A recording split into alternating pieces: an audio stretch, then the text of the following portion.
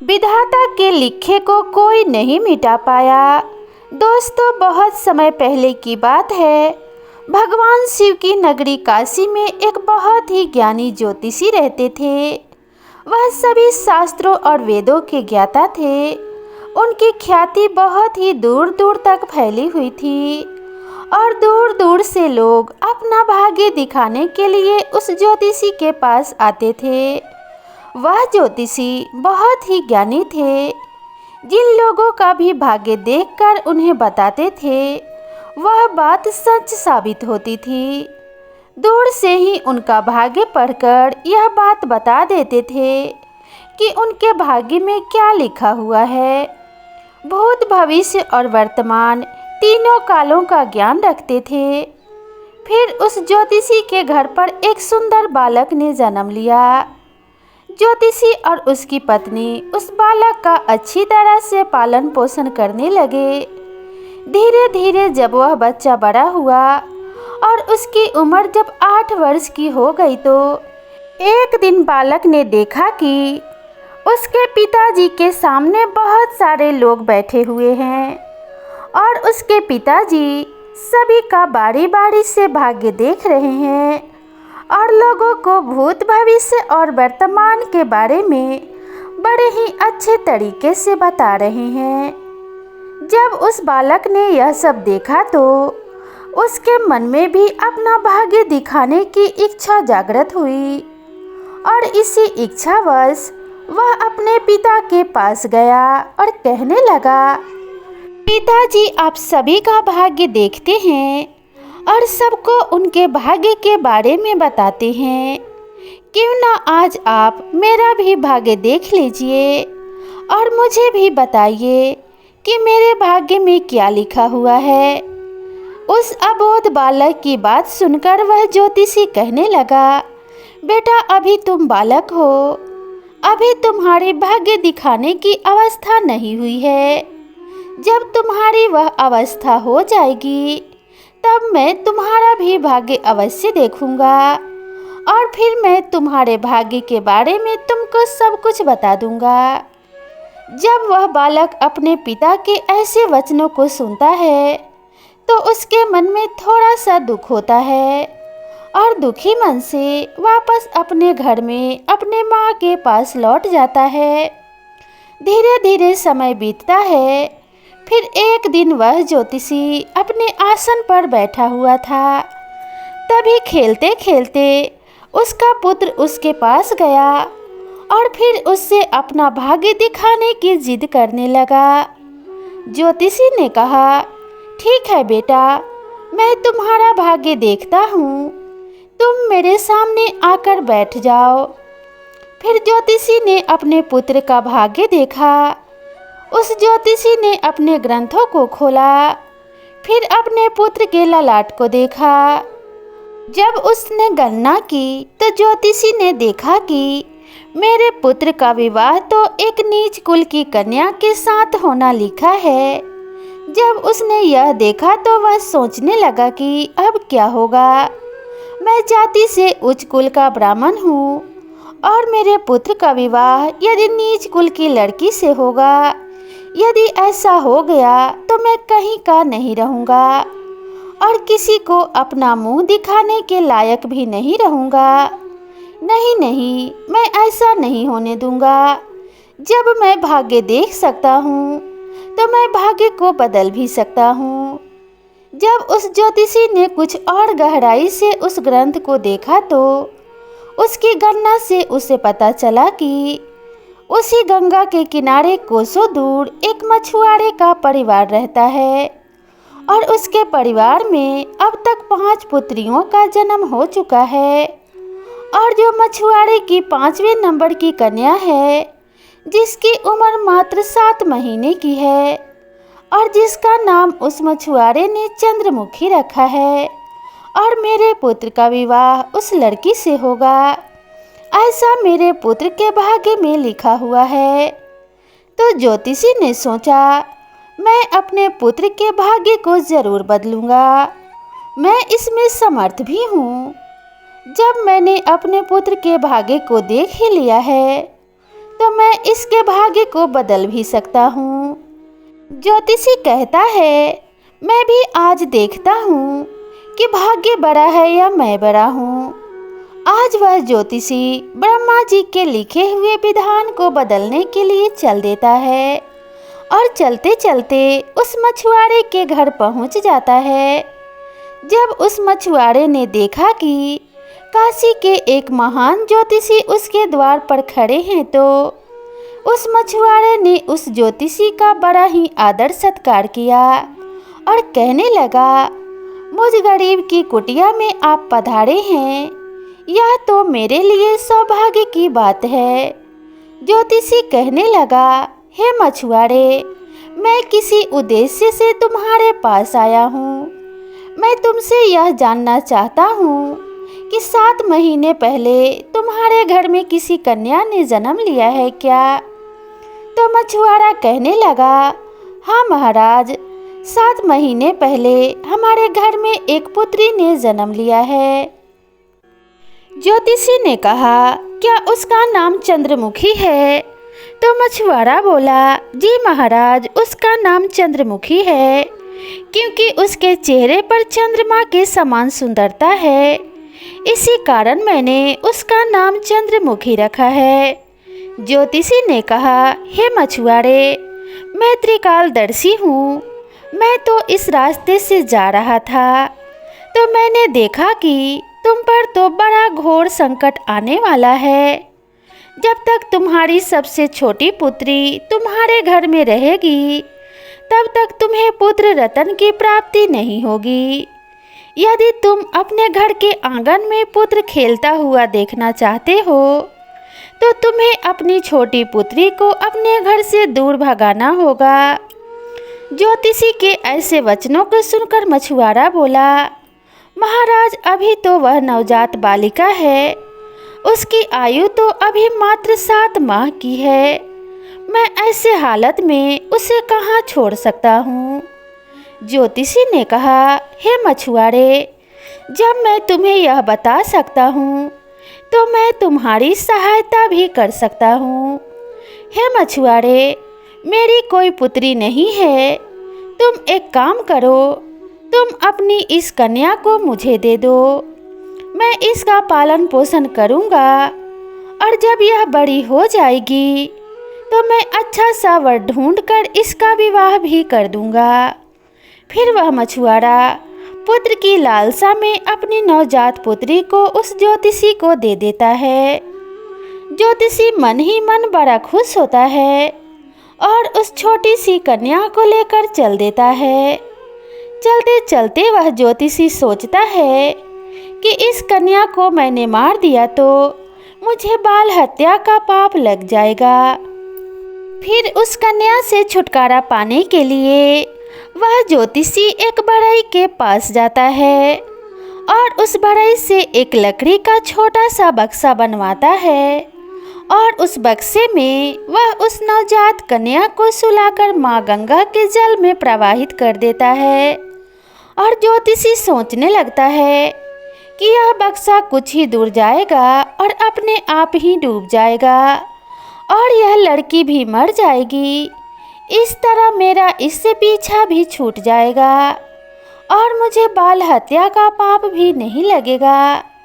परंतु इस दुनिया का क्या कोई ऐसा व्यक्ति भी है जो किसी के भाग्य को बदल सके? क्योंकि उस लड़की के भाग्य में जीवन लिखा हुआ था, जिस कारण से वह बक्सा उस गंगा के जल में नहीं डूबता है और माँ गंगा उसे बहाते हुए एक गांव के पास किनारे पर लगा देती है।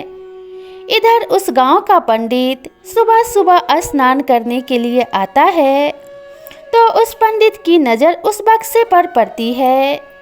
जब वह पंडित उस बक्से को खोलता है, तो वह देखता है कि बक्से के अंदर एक बहुत ही सुंदर सी कन्या लेटी हुई है और अपने पैर के अंगूठे को चूस रही है। वह पंडित संतानहीन था और माँ गंगा से रोज संतान प्राप्ति की प्रार्थना करता था। उस बच्ची को देखकर वह पंडित सोचने लगा कि माँ गंगा ने मेरे लिए इस पुत्री को मेरी संतान बना के भेजा है और मेरी प्रार्थना माँ गंगा ने स्वीकार कर ली है। और इस तरह वह पंडित उस कन्या को लेकर अपने घर के लिए चल देता है। जब वह पंडित अपने घर पहुंचा और उस कन्या को अपने पत्नी को दिखाया तो उसकी पत्नी कहने लगी, यह आप किसकी पुत्री को ले आए? यह तो बड़ी ही सुंदर है। तो पंडित जी कहने लगे, माँ गंगा ने हमारी प्रार्थना स्वीकार कर ली और इस कन्या को हमारी संतान के रूप में हमारे झोली में डाल दिया। आज से यह हमारी इकलौती संतान है और हमारी ही पुत्री है। इसका हम बड़े ही अच्छे से लालन पालन और पोषण करेंगे और इसे अच्छे संस्कार देंगे। इसे किसी चीज़ की कोई कमी नहीं होने देंगे। इस प्रकार वह पंडित और पंडिताइन उस कन्या का पालन पोषण करने लगे। समय गुजरता गया और समय के साथ साथ वह कन्या भी बड़ी हुई। जैसे जैसे वह लड़की बड़ी होते गई वैसे वैसे उसकी सुंदरता में चार चांद लगते गए। वह इतनी सुंदर थी जैसे कोई इंद्र की अप्सरा हो। फिर जब वह लड़की थोड़ी और बड़ी हुई तो एक दिन पंडिताइन ने अपने पति से कहा, सुनते हो हमारी बिटिया अब सयानी हो गई है और इसकी विवाह की भी उम्र हो गई है। आप कहीं जाकर वर ढूंढकर हमारी बिटिया की शादी कर दो। पत्नी की यह बात सुनकर वह पंडित अपनी इकलौती पुत्री के लिए वर देखने के लिए चल देता है। जब आसपास उसके लायक कोई वर नहीं मिलता है तो पंडित जी अपने पुत्री के लिए वर की तलाश करते करते भगवान शिव की नगरी काशी में पहुंच जाते हैं। वहां जाकर लोगों से पूछते हैं कि यहाँ कोई ऐसा ब्राह्मण परिवार है जिसका कोई पुत्र विवाह के योग्य हो तो बताओ। काशी के लोग उस ज्योतिषी के बारे में बताते हैं क्योंकि अब उसका पुत्र भी बड़ा हो गया था। काशी के सभी लोग उस ज्योतिषी के बारे में बताते हैं कि उनका परिवार बहुत ही संस्कारी है और उन ज्योतिषी का एक इकलौता पुत्र है और उसकी उम्र भी विवाह के योग्य हो गई है। पंडित जी आपकी बात उन ज्योतिषी महाराज के पास बन जाए तो आपकी पुत्री बहुत ही सुखी रहेगी। उन लोगों की बात सुनकर पंडित उन ज्योतिषी के घर अपनी बिटिया की शादी करने के लिए चल देता है। वह ज्योतिषी के घर पहुँचे और ज्योतिषी से मिले और जब पंडित जी ने अपनी पुत्री की सुंदरता के बारे में बताया और ज्योतिषी को अपने आने का मकसद बताया कि मेरी एक पुत्री है और उसका विवाह हम आपके पुत्र के साथ करना चाहते हैं, तो ज्योतिषी भी बड़ा खुश हुआ कि चलो मेरे पुत्र के जो भाग्य में लिखा था वह बदल गया है और एक ब्राह्मण अपने पुत्री की शादी के लिए मेरे पास आया है। वह ज्योतिषी पंडित की उस बिटिया से अपने पुत्र की शादी करने के लिए तैयार हो जाता है और फिर विवाह का समय भी निश्चित हो जाता है और वह दिन भी आ जाता है जिस दिन पंडित की पुत्री और ज्योतिषी के पुत्र की शादी होनी होती है। फिर वह ज्योतिषी अपने पुत्र की बारात लेकर उस पंडित के गांव की तरफ चल देता है और सोचता जा रहा है कि मैंने अपने पुत्र का भाग्य बदल दिया। मैंने जो शास्त्रों का अध्ययन किया है उसके कारण मुझ में वह क्षमता है जिससे मैं अपने पुत्र का भाग्य बदल दूंगा। ज्योतिषी को पता नहीं था कि विधाता का लिखा कोई नहीं मिटा सकता, उसे विधाता भी नहीं मिटा सकते। जो लिख दिया वह तो अटल है। जैसा जिसके भाग्य में लिख दिया वैसा तो होकर ही रहता है, चाहे कोई कितना भी जतन कर ले, लेकिन भाग्य का लिखा कोई नहीं मिटा सकता। इस तरह संयोगवश आज वही मछुआरे की कन्या आज पंडित की पुत्री बनकर उस ज्योतिषी के बेटे के साथ विवाह करने के लिए तैयार हो रही है। जिसे उस ज्योतिषी ने पानी में बहा दिया था। फिर उस लड़की का विवाह उस ज्योतिषी के बेटे के साथ हो जाता है और इस तरह वह कन्या ज्योतिषी के घर में आ जाती है। ज्योतिषी का पुत्र सुंदर सी पत्नी पाकर बड़ा खुश था और पंडित की पुत्री सुंदर सा पति पाकर खुश थी। और वह ज्योतिषी इस बात से खुश था कि मैंने अपने पुत्र का भाग्य बदल दिया है। फिर एक दिन किसी कार्य से उस ज्योतिषी के पुत्र को काशी से कुछ दिनों के लिए बाहर जाना पड़ता है और एक दिन वह ज्योतिषी अपने आसन पर बैठे हुए थे, अपने ग्रंथ की गणनाओं में लगे हुए थे। तभी उनकी पुत्रवधू ज्योतिषी के लिए चाय लेकर उनके पास पहुंची। पुत्रवधू को आया देख उन ज्योतिषी ने अपना ग्रंथ बंद किया और पुत्रवधू के हाथ से चाय का गिलास ले लिया और आराम से चाय पीने लगे। फिर उत्सुकतावश चंद्रमुखी ने कहा, पिताजी आप सभी का भाग्य देखते हैं, आज मेरा भी भाग्य देखकर यह मुझे बताइए कि मेरी पहली संतान पुत्र होगा या पुत्री। ज्योतिषी ने चाय खत्म की और अपनी पुत्रवधू का भाग्य देखने लगे। अपनी पुत्रवधू का भाग्य देखकर उस ज्योतिषी को पसीने छूटने लगा। उसने देखा कि यह तो वही मछुआरे की लड़की है जिसे मैंने मरने के लिए गंगा में प्रवाहित कर दिया था। फिर यह मेरे घर में पुत्रवधू बनकर कैसे आ गई? उसने चंद्रमुखी से कहा, पुत्री तुम अपने पिताजी की इकलौती पुत्री हो ना? तो वह कन्या बोली, जी पिताजी, मेरे असली माता पिता तो बड़े ही दुष्ट थे। उन्होंने मुझे 7 माह की अवस्था में ही गंगा में प्रवाहित कर दिया था और जो मेरे नए माता पिता हैं, इन्होंने मुझे नया जीवन दान दिया। जिस दिन से मुझे नया जीवन मिला है तब से यही मेरे लिए मेरे माता पिता हैं। जब ज्योतिषी ने यह संतुष्टि कर ली कि वह यही मछुआरे की लड़की है, तो ज्योतिषी ने चंद्रमुखी से निजात पाने के लिए एक युक्ति निकाली और चंद्रमुखी से बोला, बेटी तुम पहली संतान पुत्र पाना चाहती हो तो मेरे साथ तुम्हें समुद्र पर चलना होगा।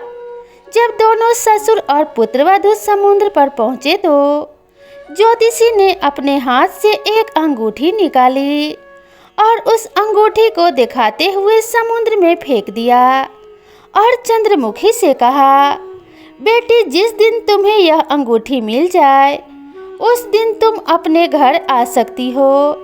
यह अंगूठी नहीं मिली और तुम अपने पिता के घर पहुंच गई या मेरे घर आ गई तो तुम अपने पति को खो दोगी। इसलिए तब तक तुम्हें कहीं नहीं जाना है जब तक तुम्हें यह अंगूठी मिल न जाए। यदि तुम मेरे वचनों को मानोगी तो तुम्हें अवश्य ही पुत्र की प्राप्ति होगी और तुम्हारा भाग्य भी जाग उठेगा। ऐसा कहकर वह ज्योतिषी उस चंद्रमुखी को समुद्र के किनारे छोड़कर वापस अपने घर लौट गया। चंद्रमुखी ने काफ़ी प्रयास किया लेकिन अंगूठी नहीं मिली। जब अंगूठी नहीं मिली तो वह बेचारी एक रास्ते की तरफ चल दी, क्योंकि ना तो वह अपने पिता के घर जा सकती थी और ना ही अपने पति के घर जा सकती थी। फिर चलते चलते जब वह थोड़ी आगे बढ़ी तो सामने से एक राजपुताना परिवार आता हुआ दिखाई दिया जो अपने गांव की तरफ जा रहा था। जब उस राजपूत परिवार ने उस लड़की को देखा तो कहने लगे, बेटी इस जंगल में तुम अकेले कैसे घूम रही हो? यहाँ तो बहुत ही हिंसक जानवर रहते हैं। तो वह कन्या बोली, क्या बताऊँ, मैं भी पति की मारी हूँ और मेरा इस दुनिया में कोई नहीं है। तो वह बनिया परिवार बोला, बेटी अगर तुम चाहो तो हमारे साथ चल सकती हो। जब चंद्रमुखी ने यह सुना तो वह सहज ही उनके साथ चलने के लिए तैयार हो गई और इस तरह चंद्रमुखी को उस राजपूत परिवार ने अपने घर खाना बनाने के काम पर रख लिया। जो राजपूत परिवार का मुखिया था, वह उस ज्योतिषी का बहुत ही घनिष्ठ मित्र था। और उधर जब ज्योतिषी का लड़का अपने घर आया और उसने अपने पिताजी से चंद्रमुखी के बारे में पूछा, तो ज्योतिषी ने झूठ मूठ का बता दिया कि गंगा स्नान करते समय तुम्हारी पत्नी चंद्रमुखी डूबकर मर गई। जब ज्योतिषी के लड़के ने यह सुना तो उससे काफी दुख हुआ। उधर राजपूत परिवार जिस गांव में निवास करता था, उस गांव का एक पंडित अपने लड़के का रिश्ता लेकर उसी ज्योतिषी के घर पहुंच गया। उस पंडित ने ज्योतिषी से जब अपने पुत्री के विवाह के लिए प्रस्ताव रखा, तो ज्योतिषी ने उस पंडित से कहा, हम अपने पुत्र के साथ तुम्हारे पुत्री का विवाह तो कर लेंगे, लेकिन विवाह से पहले हम तुम्हारे पुत्री को देखेंगे और उसके बाद ही विवाह करेंगे। क्योंकि ज्योतिषी को डर था कि कहीं मछुआरे की वह कन्या फिर से विवाह न कर ले, और इस तरीके से वह ज्योतिषी उस पंडित से शर्त रख देता है।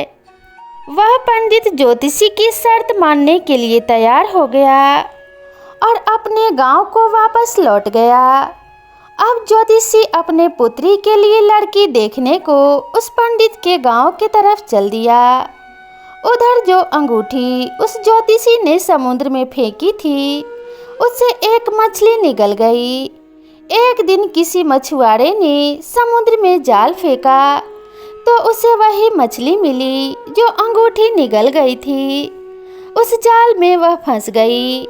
मछुआरा पकड़ी हुई मछली को बेचने के लिए वहीं पहुंच गया जहां वह राजपूत परिवार रहता था। परिवार के मुखिया को मछली खाना बहुत ही पसंद था, इसलिए उस राजपूत परिवार ने उस मछुआरे से उस मछली को खरीद लिया और उस मछली को ले जाकर चंद्रमुखी से कहा, बेटी क्या तुम मेरे लिए मछली पका दोगी? तो चंद्रमुखी बोली, पिताजी मैं मछली तो नहीं खाती हूँ, लेकिन आपके लिए ज़रूर बना दूंगी। इस प्रकार वह मछली लेकर रसोई में काटने लगी। जब चंद्रमुखी ने उस मछली को काटा तो उसके पेट से वही अंगूठी निकलकर जमीन पर गिर पड़ी। जब चंद्रमुखी ने उस अंगूठी को देखा तो वह पहचान गई और अंगूठी पाकर बहुत खुश हुई।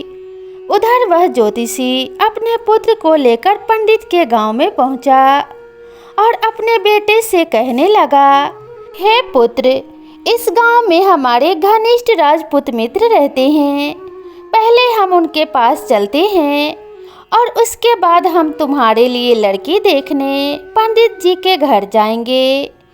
ज्योतिषी के बेटे ने जब अपने पिता के ऐसे वचनों को सुना तो वह बोला, पिताजी आपको जो अच्छा लगे वैसा ही कीजिए। फिर वे दोनों उस राजपूत के घर पहुँचे। राजपूत ने जब अपने मित्र ज्योतिषी को आते हुए देखा तो वह भी बहुत खुश हुआ और उनका पहले की भांति आदर और सत्कार किया। आदर सत्कार करके उन्हें अपने पास में बिठाया और उसने चंद्रमुखी को आवाज़ दी, बेटी हमारे मित्र आए हैं, जरा उनके लिए पानी का इंतजाम करो। जब चंद्रमुखी पानी लेकर आई तो चंद्रमुखी ने ज्योतिषी को देखा और ज्योतिषी ने चंद्रमुखी को देखा। फिर ज्योतिषी के लड़के ने चंद्रमुखी को देखा तो वह कहने लगा, पिताजी आपने मुझसे झूठ क्यों बोला कि चंद्रमुखी मर गई? मेरी पत्नी तो जिंदा है और यह आप भी जानते हैं, और यह जानते हुए भी आपने मेरा विवाह किसी अन्य लड़की से करने की कैसे सोची? तो वह ज्योतिषी बोला, पुत्र मैं भटक गया था। मैं विधाता के लिखे भाग्य को बदलने के प्रयास में इतना नीच कर्म कर बैठा कि कुछ पूछो ही मत। फिर उसने पूरी कहानी सभी को सुना दी और कहने लगा, मुझे अपने शास्त्र और विद्या पर कुछ ज़्यादा ही घमंड हो गया था, जो विधाता के लिखे को मिटाने चला था। मैंने लाख कोशिश की, लेकिन हुआ वही जो मेरे पुत्र के भाग्य में लिखा था। और आज मुझे यह समझ आ गया है कि विधाता के लेख को कोई नहीं बदल सकता, स्वयं विधाता भी नहीं। जो एक बार किसी व्यक्ति के भाग्य में लिखा जा चुका है उसे कोई नहीं मिटा सकता और ना ही कोई बदल सकता है। विधाता की नियति और अपना भाग्य समझकर उसे स्वीकार करने में ही भलाई है। तो दोस्तों, आपको यह कहानी कैसी लगी कृपया कमेंट करके